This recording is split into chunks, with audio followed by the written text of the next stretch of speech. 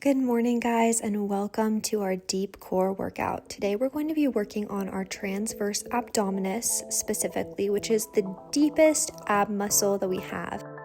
And so it might feel a little different from other ab workouts, but you're really going to notice a difference in the appearance of your stomach, also the stability of your core and your back. Our first exercise is a simple bridge. So I really want you to think about, as we're doing this one, first, the stability in your upper body, pushing your hands and your arms into the mat. And then I want you to think about zipping up the front of your stomach and really keeping everything nice and tight and secure as we're moving through this position. We're going to be doing each exercise for a full minute and then taking a little break. So I want you to really work slowly through the movements during this minute. We have a whole minute to get through these. And really just think about that core. Think about your belly button coming in towards your spine.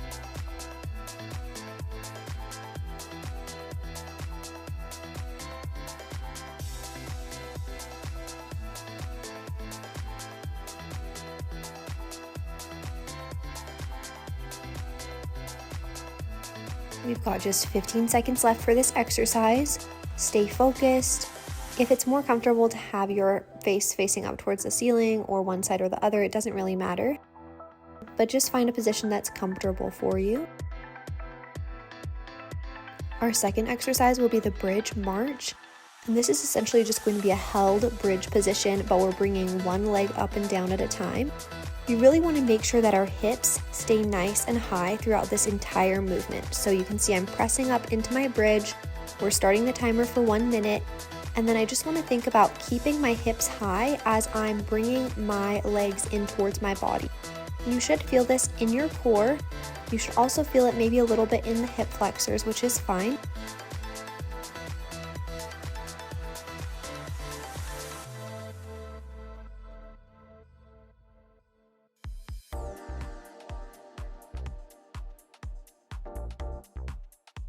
Really focus on that stability in the upper body, pressing the palms of the hands into the mat, and then also stability through your standing leg, whichever leg is not doing the march at the moment.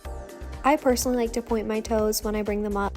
It's just ballet training for me, but if you don't want to point your feet, that's fine as well.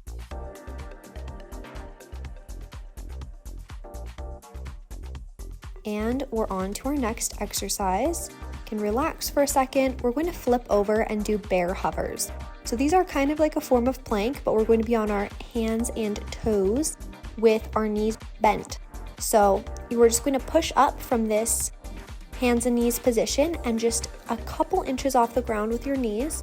This one is a real challenge for me, and it's kind of a fun one to do because I like to feel that challenge and that burn, but you'll feel it all throughout your body if you're like me. I feel it in my quads, I feel it in my arms as well, and my shoulders. But you do really want to think about keeping that core nice and tight and solid throughout the movement. I guess you're not really moving throughout the static hold. And you want to think about that belly button in towards your spine. Almost visualize as if you have a corset wrapped around your midsection and you're just pulling it tight. So everything's coming in towards your spine, really to keep that stability throughout this entire hold.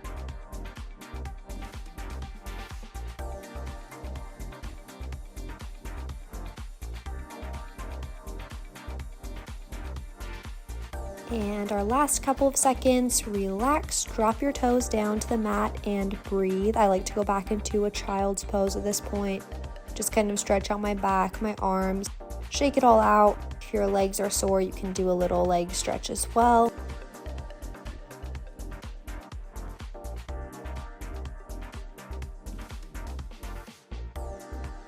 And now we'll go on to our next exercise.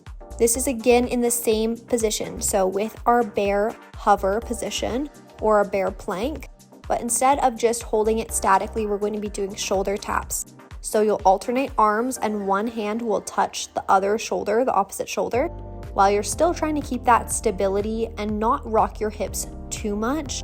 It is going to happen a little bit just because you are shifting your weight from one hand to the other, but try to keep it to a minimum.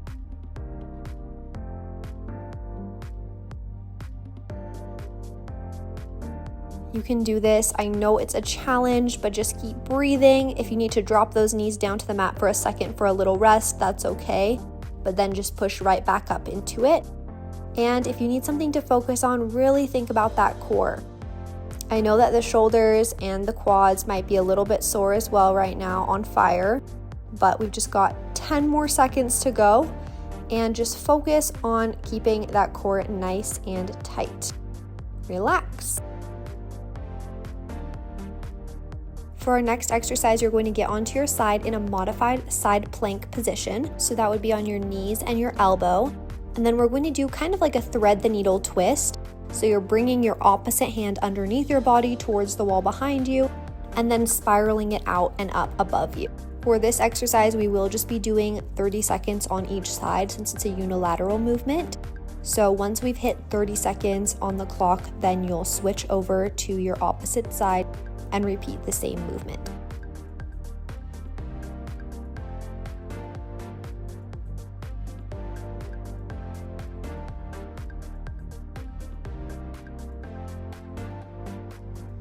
Okay, you can switch over and then we'll get started.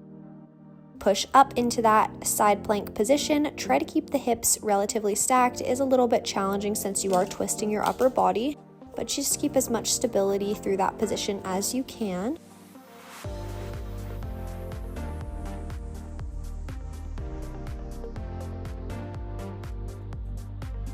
Just a couple more seconds here and then we'll be done. And let's do one last twist or two. And you're good to relax. Our fifth exercise is going to be a bird dog. So you're going to be on your hands and knees. Don't worry, we're not going to push up into a bear. We're going to extend your opposite arm and leg and then bring them in with a very slight crunch in the center. So we'll do about 30 seconds on each side since this is also a unilateral exercise. Really move through this one super slowly. You will feel the work in your core, and make sure that you're keeping that image of the corset pulling everything in towards your spine.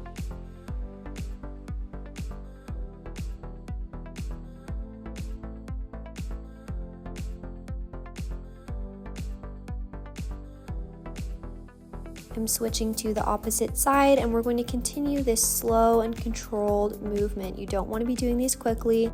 You'll feel it much more if you do them slowly, I promise. This is not a cardio workout, and it'll really just help that muscle if we move through it in slow, good form.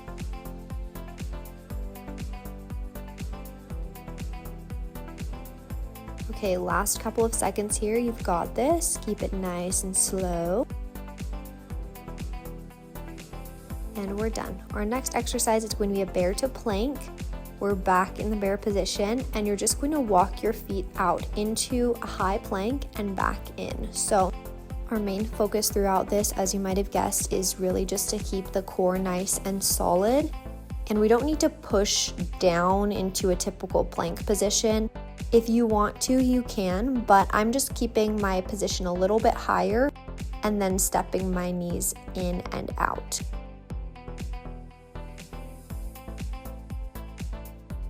These ones are also pretty killer if you need to take a little break, or if you want to just take a break hovering in either the plank or the bear position, you totally can.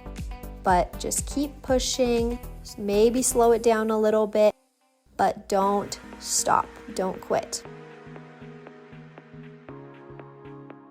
We are almost there, guys. Just 9 more seconds. 8, 7, 6, 5, 4, 3, 2, 1. Clearly I gave up a little bit early. For our final exercise, we're going to be doing dead bugs. So for these, you'll be laying on your back. You're going to go into tabletop position, and then it's almost the reverse of a bird dog, except you're laying on your back rather than on your hands and knees. Extend the opposite arm and leg, and we're going to alternate for this one. If you have a medicine ball or a yoga ball or anything that you want to hold in between your non-working hand and leg, you can totally add that in for a little extra challenge. but I find at the end of this workout, I already feel quite challenged in my core, and so this is fine just as a bodyweight exercise for me.